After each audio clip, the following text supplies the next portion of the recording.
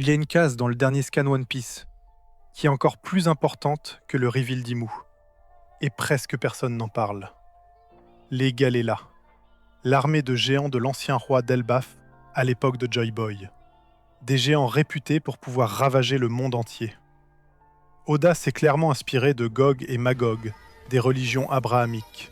Un peuple enfermé qui, une fois libéré, détruit tout. Et pour moi, ils sont actuellement congelés à Punk Hazard. Maintenant, pourquoi Loki est la clé de tout ça? Premier indice, quand Imu essaie de recruter Loki chez les Chevaliers Divins, Gunko dit littéralement que le camp qu'il aura à ses côtés pourra contrôler une certaine armée de géants. Deuxième indice, Xebec cherchait deux fruits. L'un devait être mangé par Harald, un ancien géant puissant. Et la première chose que Captain John lui répond, ensuite on va trouver les Galela, c'est ça? La volonté du fruit veut être mangée par un géant.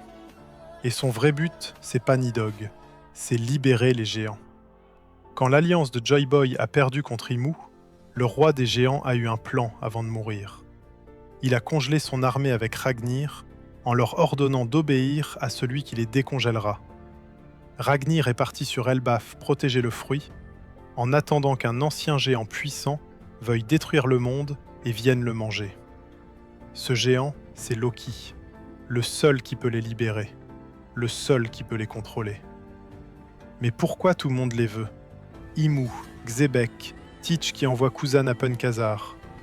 Parce que les Galela permettent de construire et d'utiliser Pluton. Le navire antique qui dort sous Wano, dont les plans se transmettent de génération en génération. Et tu sais comment s'appelle l'entreprise du fils adoptif de Tom, le gardien des plans de Pluton? Galela Company. Oda ne fait rien par hasard. Les Kozuki ont fermé Wano pendant 800 ans pour protéger ce navire, en attendant le retour des géants. C'est pour ça que Momo n'a pas ouvert Wano après Kaido. C'était trop tôt. Et la fin, c'est avec Loki et les Galela que Luffy va détruire la Red Line et accomplir la prophétie de l'île des hommes-poissons. Cette case n'est pas juste un reveal, c'est la pièce qui connecte tout. Joy Boy, Pluton, Wano, Elbaf et la fin de One Piece.